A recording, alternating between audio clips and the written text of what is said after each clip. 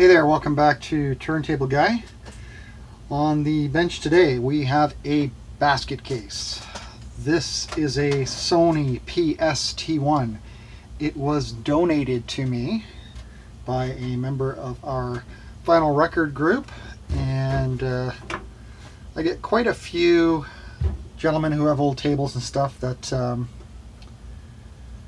know what that is, who they have old turntables and they just don't know what to do with them. They're either broken or they are, in a state of disrepair. And I guess that's what's going on with this one. It was literally just dropped off, and he basically said he didn't know what was wrong with it, but that he'd like to donate it to me. And what I do is I attempt to fix them, and then I either give them away to people who are, I don't want to say in need of a turntable, but people who would like a turntable or their first turntable. Or if I have to put a little bit of money in them, then I will sell them for whatever the repairs cost me or parts. And that's what we have here. So he said, I think he said either it wasn't spinning or the arm was doing something funny. Anyway, there's no use talking about it. Let's have a look here. Just so you know, I get the occasional comment about when I'm working on dust covers and I put them down on my my workbench here, to protect the dust cover. And I do appreciate that. I do understand what you're saying. A lot of times the dust covers I'm dealing with, I know it's hard to see on video, but they are in really bad condition. If it's a dust cover that is mint, I will always put down a towel. Okay, so in this case, we're probably going to flip this one over, and this dust cover is a mess. It hasn't been cleaned yet. If I do manage to repair this turntable and it's not something that's going to go to the electronic recycling depot, then I might give this a polish after we're done servicing it. Okay, so I did mention that it's a Sony PS-T1. It's a direct drive, and it looks like it's a semi-automatic turntable. Let's plug it in and see what it does.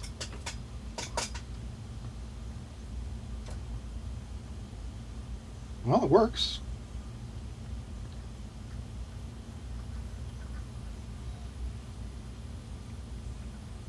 The speed is incredibly slow.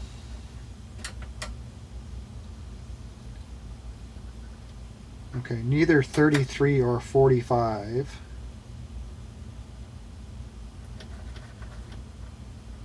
Alright, this pitch control needs to be cleaned. Okay, so we know we got a pitch issue here. Let's see if the auto return works, or the stop. Well, that's good. That's a good sign. Just try auto return.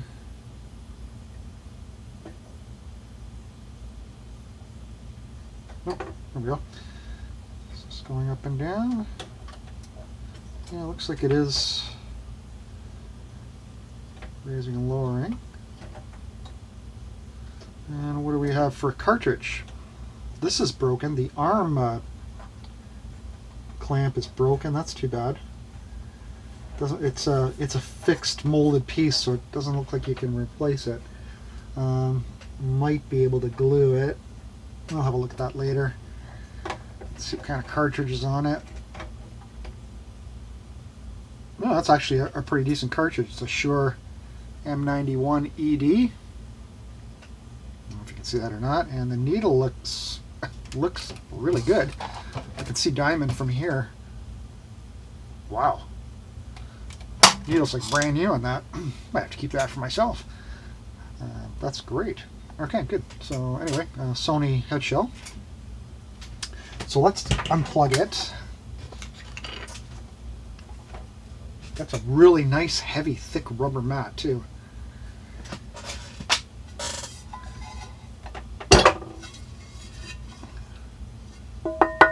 Nothing special about the platter. It's not damped in any way. Ooh, it's a big heavy motor. This is interesting. This is the speed sensor here. So there's different ways of controlling speed. So This will actually, it's a magnetic head, and it will, there's not even any markings on the inside of this, but it's driven by magnets, so this will read the speed here, and it's adjustable as to where this is set, and you can still see that the factory applied paint is here, so we won't be touching or messing with that. And this does not require any kind of cleaning or anything like that. You just leave that alone if it's working well. And this is all also factory painted here. So we're just going to throw the dust cover back on.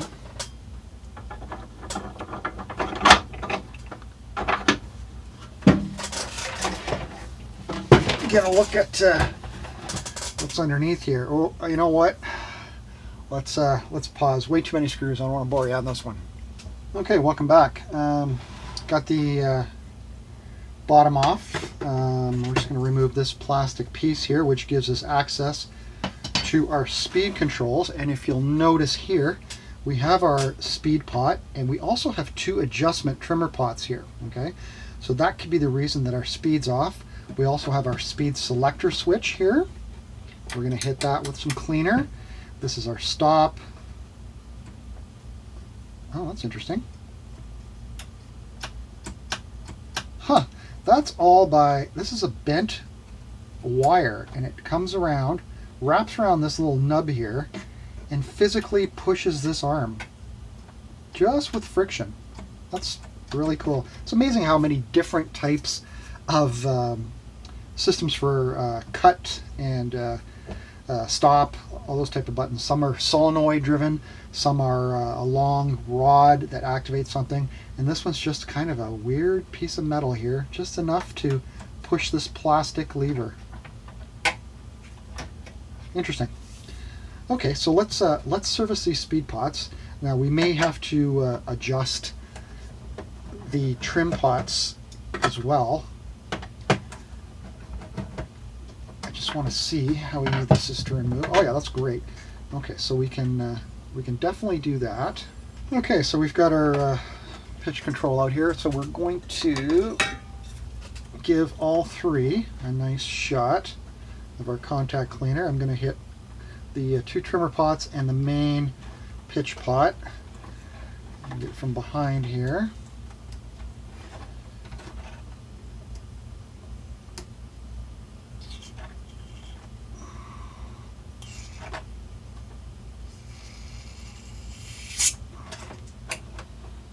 You can set your sprayer, by the way, from high to low. That was too high. I like to have it on low because it ends up going everywhere. And we'll hit it from these two little crevices here as well.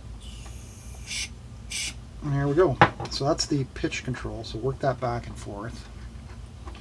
I have a feeling that maybe our speed needs to be adjusted, and we can do that without putting the base of the turntable back on. We'll just flip this over. It might sit on this nut a little bit, but that's okay just to get the speed adjusted. So work your main pitch control back and forth. Get that all cleaned up.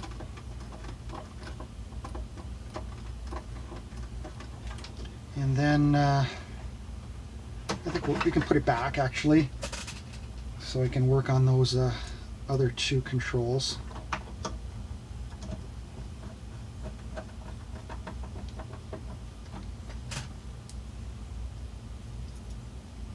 I was just concerned that the speed was not dialing in at all, even with the wonky pitch control. So I'm thinking that's kind of the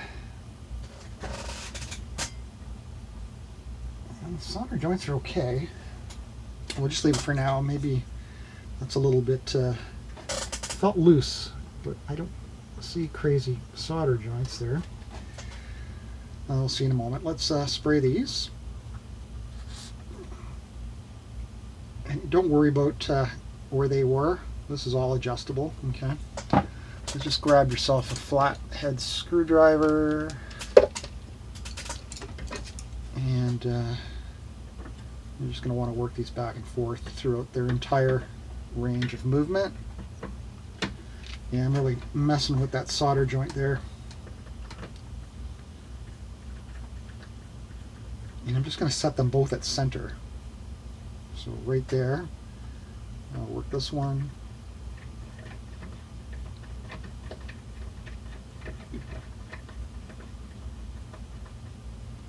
And set this one at center as well. And what we'll do when we set the speed, I think, sure I've explained this before, we'll set the pitch control in what seems to be center and then adjust these. That way we have a nice range of motion on both the positive and the negative side of it. Okay, next up is our motor. We're going to take care of this. These motors are big and heavy, and they're a little bit different to service than other direct drive motors. Unlike the Techniques, which are just a spindle bearing and the magnet motor are built right into the platter. You're going to see this Sony's a big unit. It's just being held on with a clip here. And we have more speed pots. I believe. Are they speed pots or are they voltage pots? Come on, baby. Lift up. I think we may have to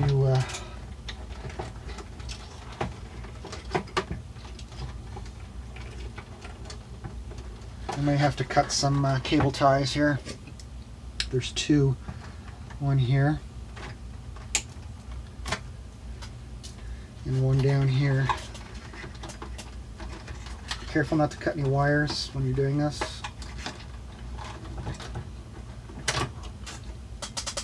See if that's a little bit looser now.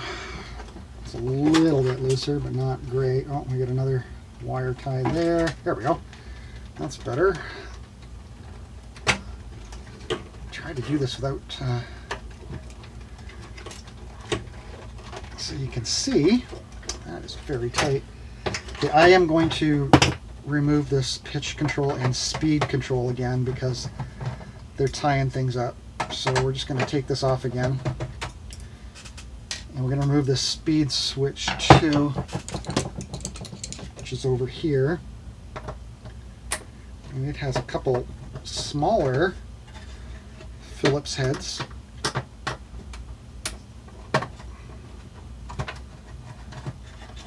And just pull that off. I'm trying to lose these tiny screws. And we'll try to lift this up again. And there we go. Here's our motor. So while we're here, just have a quick look at the motor board here. The 1, 2, 3, 4, 5 electrolytic capacitors. 1, 2, 3, 4, 5, 6 electrolytic capacitors look good. And they are Nippon Chemicon. And I find that Nippon Chemicons really hold up well. So we're not going to touch those unless there's some kind of issue where we can't get the speed going at all. So here's our motor and our main bearing. All right, so what you have here, this is not held down by anything. So what you're going to want to do is grab your motor and just pull up. This is held down by a magnet, so you're not going to break anything. Just pull straight up. There you go. There's your main spindle bearing, your ball bearing, and your bearing well right down here. We have some very, very delicate, thin wires for the motor here. Stay away from those, okay? All right, so first thing you want to do, whoops, is throw your, it's a really strong magnet, is we're going to clean off the spindle. Okay, and a little bit of alcohol. Now these are the type of motors that you'll usually see some kind of label on them that says, you know, do not oil, oiled for life or lifetime, you know, lubrication, does not need lubrication. And a lot of the times it's kind of true. I usually find the oil on these is relatively good quality. And I don't think they want you messing with these types of motors, right? So that's nice and clean. And also clean the magnet, not that that matters at all. And just set that aside. And Next, we're just going to dip in here and let's see what kind of lubricant we have. And there's not very much left, so we'll just sop up what we can. The ball bearing's on the end of the spindle for this one, so we're going to get a little bit of alcohol again.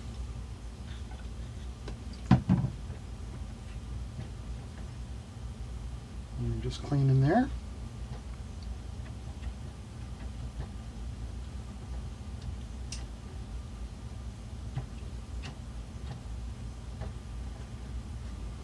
Great. Nice and clean. Let that dry. It takes only a couple seconds for that to dry up. And these do not hold a lot of oil. The actual spindle is pretty much takes up the entire volume of this. So I like a very light oil on these type of direct drive motors, which is a 3-in-1 electric oil, okay, electric motor oil.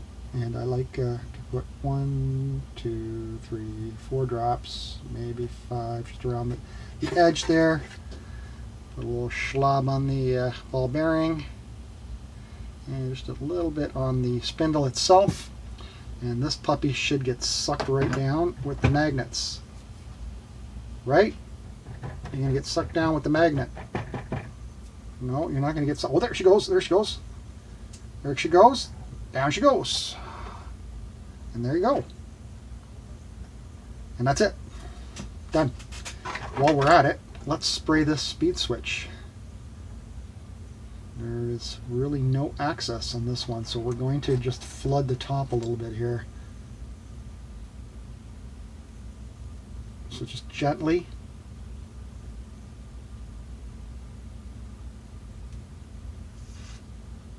Flood the top. It will go in. A little bit here too.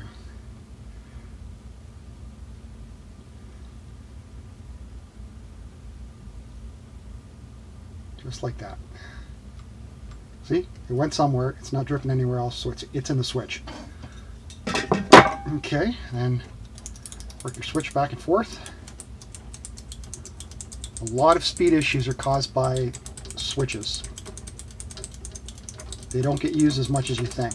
Pitch controls never get used. People, once they set them, they leave them there, right?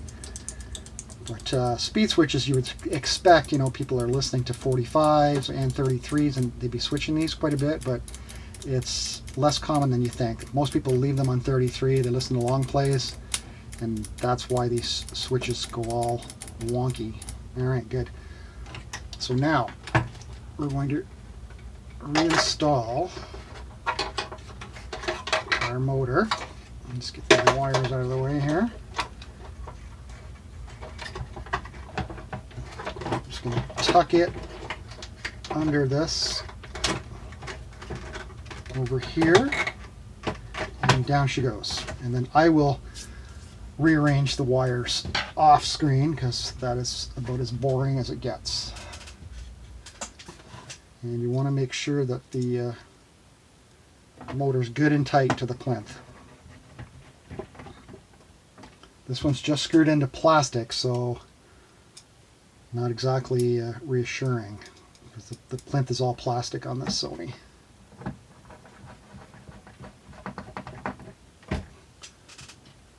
And one thing you should know, when you're putting a metal screw into a plastic hole, instead of putting it in and tightening it, go backwards 1 click, and then it'll go in. Perfect. You won't be making new threads on it. So put it in, click, and then go in. All right. Okay, so I'm just going to check these solder joints here, because this was moving around quite a bit. They're fine, no cracks, so that can go back in, and this can go back in like there.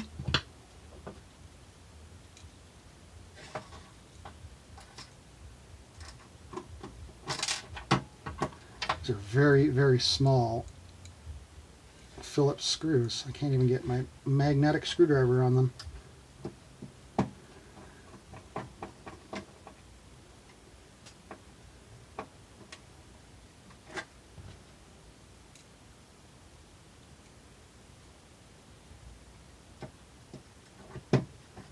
And what we're going to do after I get these down, I am going to adjust speed. I will tuck these wires back in off camera, like I said.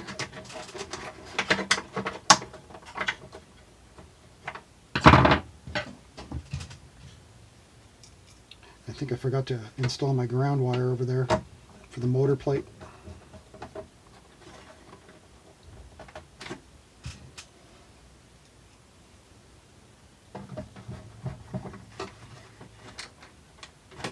I definitely forgot my ground over here.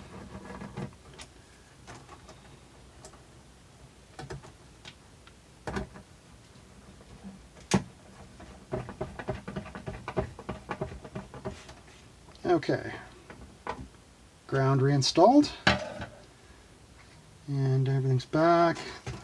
We will tuck those back in, clean up those wires, and we're done. Let's check our speed now.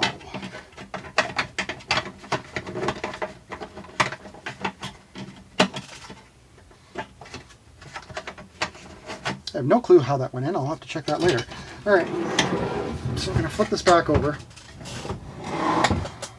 As you can see, it's kind of sitting on that nut, so I'm just going to put a screwdriver in on this end just so we can kind of level it up. There we go. Close enough. Maybe not that great. Get our platter.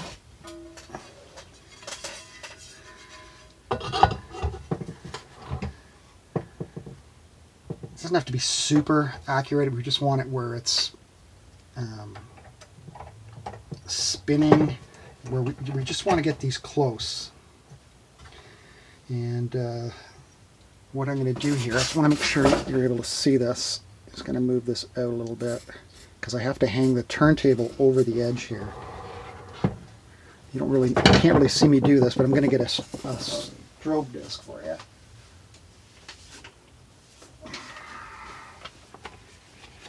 Now, I don't know if that's visible in this lighting or not, but there we go. Okay, so we're going to kind of center this. So I would say right about there.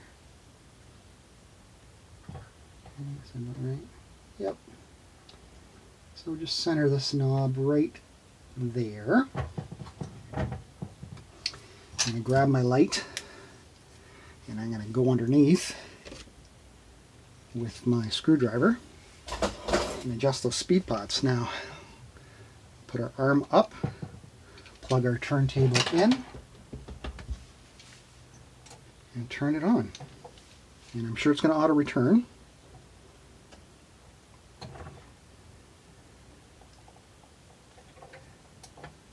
Okay. Now we can go to work.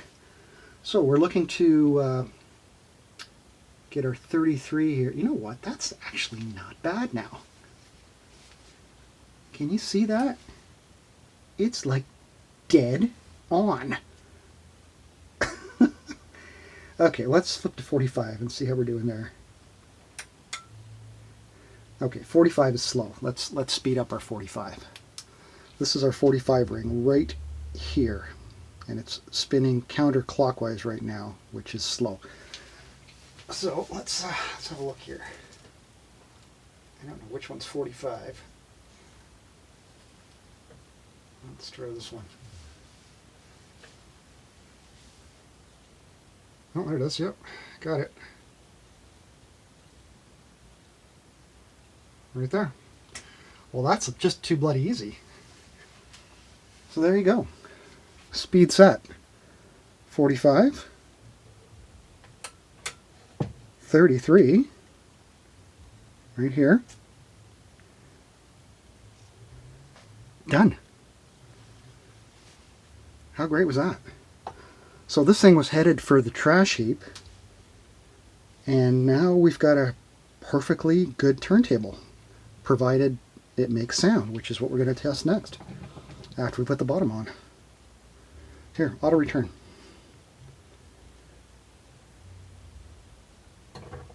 Awesome.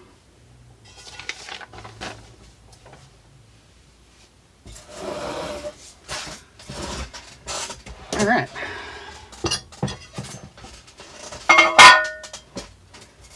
Well, that's very, very good. I mean, I certainly like it when I can save something like this. I definitely got to do something about this, but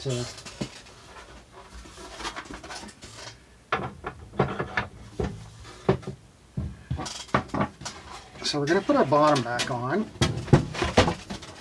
and let me put that back on, and I'll be right back. Some of you might have noticed that it's missing a foot here. I think what I'm going to do is I'm going to take off the existing feet, and I'm just going to put some something else on there. What I try to do sometimes, especially on tables that I'm giving away, is I save feet like this off of other equipment, and then what I do, I don't have any right now, but I put a it's like a semicircle of it's a really soft rubber. You can buy it on eBay and spend huge money, or you can go to a hardware store or whatever, and you can get really soft. They're sticky feet. You stick them on. They're like half domes, and they do basically the same job as this, which is nothing special. I mean, the factory feet here are nothing more than a piece of foam or rubber or whatever this is, just pushed through here. Okay, so that's all these are, right? So very little absorption here to begin with. So what I do is I'll probably end up screwing the hole out a little bit bigger, put these on with a nut on the end, and then put the absorbent pads here, so we've got suspension. It's not going to be any worse, or it won't be any better, but it won't be any worse than what's on here now. And to get these out, they're a bit tricky. You have to, in your screwdriver, and you got to kind of push the rubber through, and once it goes through, you get the foot. And it's not easy to do like that.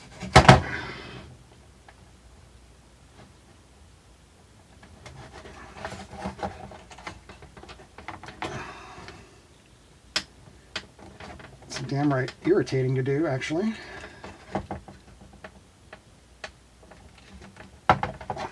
It's very cheap, right? This is a base model turntable. I think I'm doing more hack job than anything else. So I think what I'm going to do, actually, is I'm going to do this, because these are garbage. Anyway, grab the foot. There we go. And perfect. How about that? There. Now we have a shielding. I think there's your shielding for the cables. So what we'll do now is probably end up drilling out these holes a little bit, put a nut on there, and then I'll order 4 rubber bumpers, I guess we call them, and they'll just sit there, and it'll work.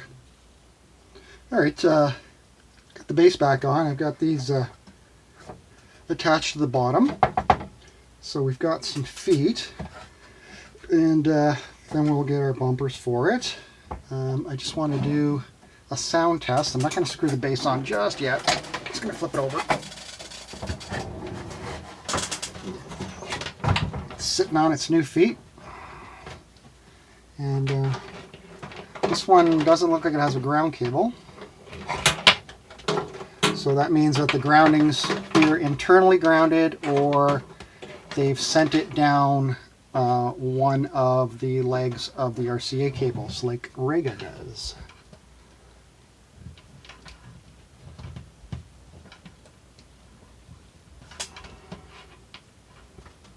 I'm just going to see if we got any sound.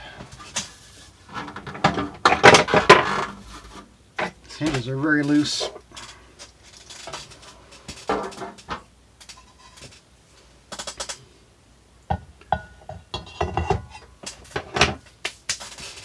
Okay.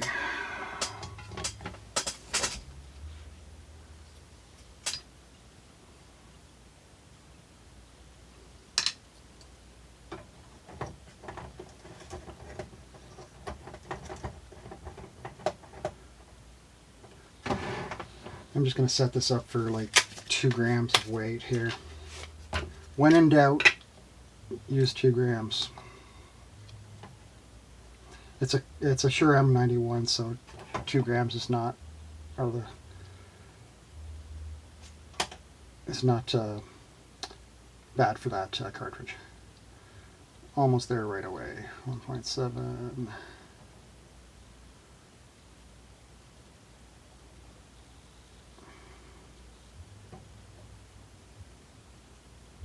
Okay, close enough. Anti-skate as well to 2. We're going to turn on our amplifier and listen for hum.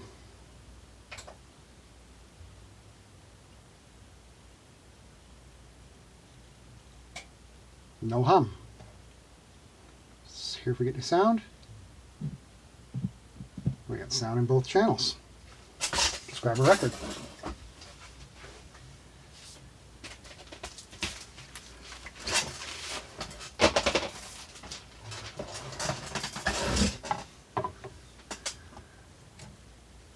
Oh yeah, AC power.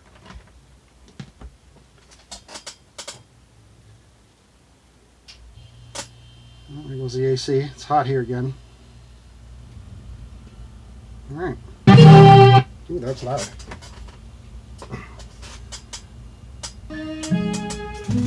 Huh, sounds great.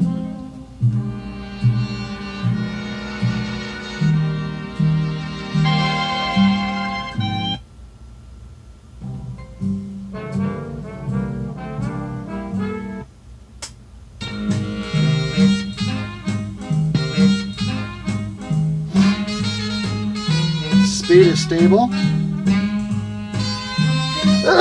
Excuse me. Make my dreams come true.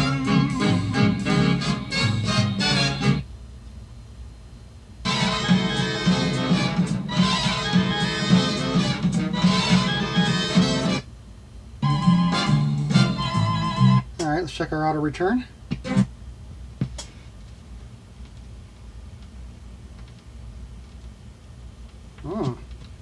Now, it's not going, so let's try reset first.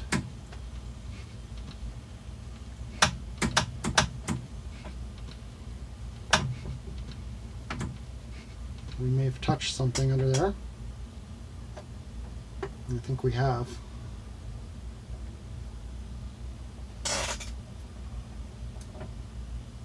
There we go.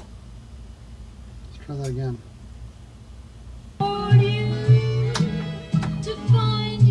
There we go. Again, a lot of times when you're working on a turntable, you have to reset your reject and or stop button.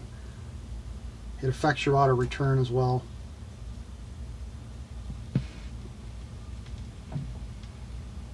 There we go. Okay, it's just a matter of resetting again. Wow. This table is good to go. I'm going to obviously give this thing a huge cleaning. I'm going to polish all the chrome work, the arm. I use just a glass cleaner, and I like to use a really soft toothbrush to clean the plinth. It gets rid of all the gross crap. Just to give you an idea, right? You can just a little bit, and you can work it in the crevices like this, right? And come back with a paper towel. And you'd be surprised how clean it gets. I mean, it's not going to be beautiful, but it's going to be presentable, right? Especially stuff like these chrome and shiny pieces. Just a little bit of Windex like that. A little toothbrush. Looks brand new. Almost. If you really want to clean it, you can come back with some chrome polish, all that kind of good stuff. Depends on how crazy you want to go, right? One thing I do like to clean is if you, for your rubber mat, by the way, just soap and water, dish soap and water, and some little bit of warm water. That'll clean this off perfectly. That's a really good quality mat. And for your platter, let me unplug this. You definitely want to clean this with a little bit of Windex too. So just get in there and you brush all the grooves like that. and it increases the reflectivity of your strobe light. So you can go in there and just give that a wipe. And then you can follow it up with a little bit of polish if you want, to make it look nice and shiny. If it's going to be your primary table, you want it to look nice, right? So that's all that you have to do there. So there we go. That was great. I really thought this one was going to be ending up in the junk pile down at the local electronics recycling depot, but looks like hopefully once I get some new feet pads for it and get it all cleaned up, we can donate it to somebody who's looking for a turntable. This would be a great first turntable for them. Nice and reliable. It's a Sony, and it's nothing too special, but definitely better than a lot of the garbage you can buy these days. So anyway, I want to thank you again for tuning in to Turntable Guy, and have recently got a whole bunch of tables to work on. So I'm sure we'll be doing several videos. I have a Techniques SLD5 changer coming that I might videotape if it's something worth repairing. I don't know yet. It's missing the changer spindle, so I don't know if it's going to be worth repairing or not. But anyway, once again, thanks a lot. I appreciate you tuning in, and any comments, please leave them down below. Bye-bye.